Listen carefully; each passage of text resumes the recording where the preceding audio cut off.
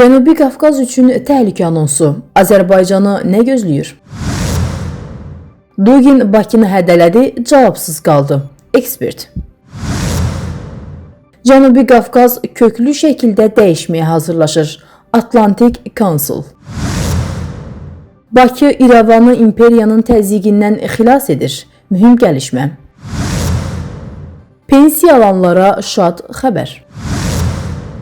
Cənubi Qafqaz Tədqiqatlar Mərkəzinin rəhbəri Fərhad Məmmədov Azərbaycanın yerləşdiyi geosiyasi məkanın münaqişə potensialı baxımından yüksək risk daşıdığını bildirib. Onun sözlərinə görə Cənubi Qafqaz coğrafi baxımdan klassik frontier zonadır və qitələr, hərbi, siyasi və iqtisadi bloklar, eləcə də böyük və güclü dövlətlər arasında yerləşir. Politoloq məhz bu faktorların regionda münaqişə ehtimalını daim aktual saxladığını qeyd edib. Mövcud geosiyasi proseslər fonunda Cənubi Qafqazdan münaqişə ehtimalı nə dərəcədə realdır? Qlobal infazda danışan politoloq Qabil Hüseyni deyib ki, Azərbaycanın yerləşdiyi geosiyasi məkan hər zaman riskli olub. Bu, dərin tarixi və struktur amillərlə bağlıdır. Regionumuzun klassik frontier zonası kimi xarakterizə edilməsi dəqiq yanaşmadır. Frontier anlayışı coğrafi sərhədlərlə bağlıdır. Lakin həm də maraqların, güclərin və təsir dairələrinin toqquşduğu dinamik məkan mənasını verir. Cənubi Qafqaz Avropa ilə Asiyanın kəsişməsində yerləşmə ilə yanaşı, eyni zamanda şimal-cənub və şərq-qərb geosiyasi oxlarının üzərindədir. Busa regionu istər-istəməz böyük güclərin strateji diqqət mərkəzinə çevirir.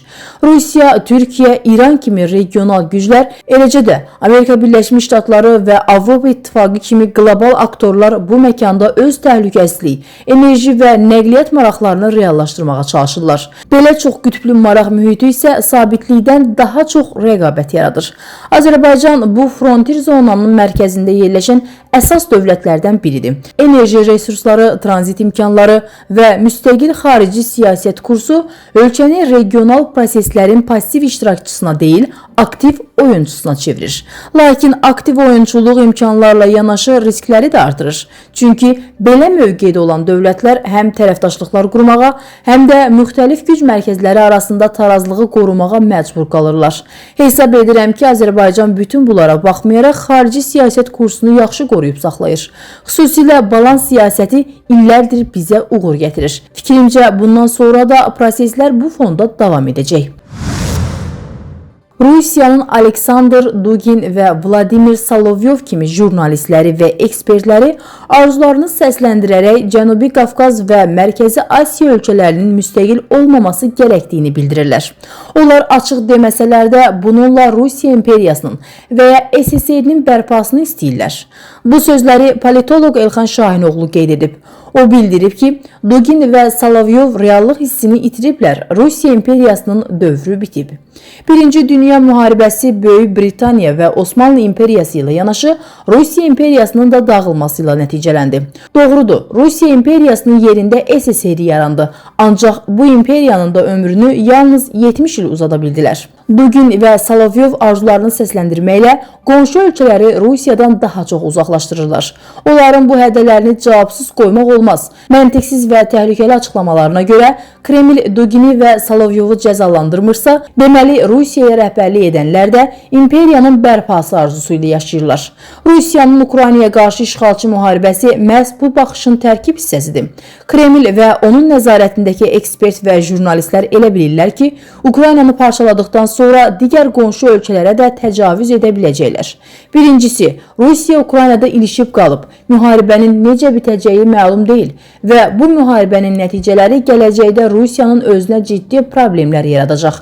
Mərkəzdən qaçma meylləri güclənəcək. İkincisi, indi 1920-ci və ya 30-cu illər deyil ki, Cənubi Qafqaz və Mərkəzi Asiya ölkələrini rahatlıqla işğal edə biləsən. Türkiyə Azərbaycanın strateji müttəfiqidir. Azərbaycana hücum edən dövlət qarşısında Azərbaycan ordusu ilə yanaşı Türkiyəni də görəcək.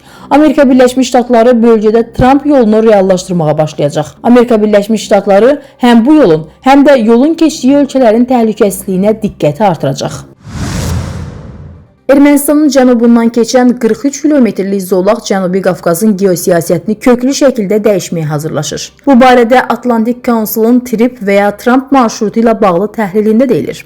Analizdə bildirilir ki, Amerika Birləşmiş Ştatlarının vasitəçiliyi ilə reallaşdırılan dəhliz Avropa ilə Asiya arasında mühüm nəqliyyat bağlantısına çevrilməyə vəd edir. Azərbaycan 2020-ci ildən imzalanan razılaşmasının mühüm bəndini Naxçıvana maneəsiz nəqliyyat çıxışını reallaşdırmaq istəyirdi. Ermənistan da öz ərazisindən keçəcək marşrut boyunca nəzarətini qorumağa çalışırdı. Bu mərhələdə Amerika Birləşmiş Ştatları prezidenti Donald Trump və komandası yaradıcı həll yolu təklif etdi. Vaşinqtonun rəhbərliyi ilə yaradılacaq konsorsium Ermənistan hakimiyyəti ilə birgə marşrutu tikəcək və idarə edəcək və bu Azərbaycanın eksklavı Naxçıvana çıxışını təmin edəcək.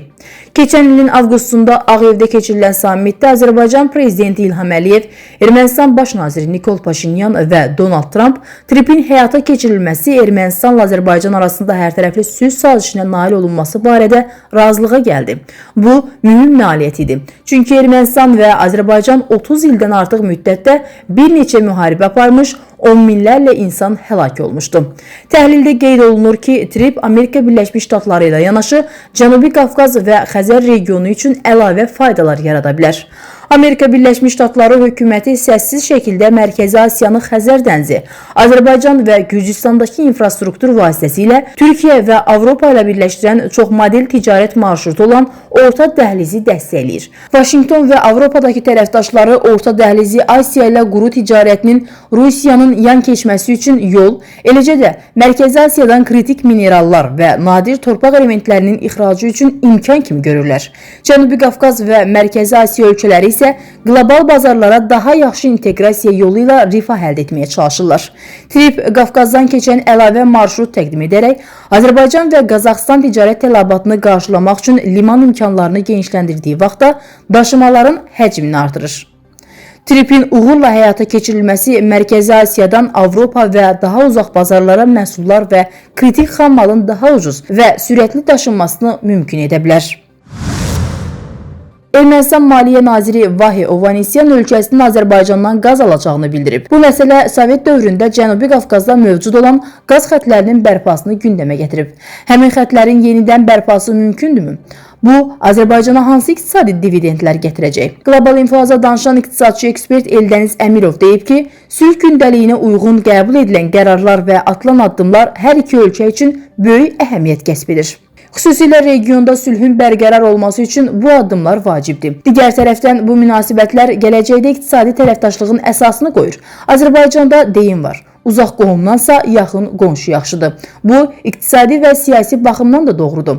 Yəni, Azərbaycan üçün qonşu və iqtisadi əlaqələri güclü olan ölkələr uzaq, amma iqtisadi münasibətləri zəif olan ölkələrdən daha önəmlidir. Bu baxımdan Ermənistan Azərbaycan üçün vacibdir. Azərbaycan isə rəsmi İrəvan üçün daha da əhəmiyyətlidir. Hazırda Bakı beynəlxalq və regional layihələrini icra edir. Məhsullarını və enerji resurslarını ixrac edir. Ermənistan bu layihələrdən kənarda qalmışdı. Azərbaycanla münasibətlərin normallaşması rəsmi İrəvana bu layihələrdə iştirak imkanı yaradır. O əlavə edib ki, region bütün dünyanın diqqətindədir və bəzən sanksiyalara məruz qalan iki qonşunun sülh şəraitində birgə yaşaması həm çətin, həm də əhəmiyyətlidir. Azərbaycan bunu bacarmaq üzrədir. Bunun nəticəsi olaraq Ermənistan Azərbaycan hesabına öz enerji təhlükəsizliyini təmin edəcək və digər imperialist qüvvələrin təzyiqindən qorunacaq.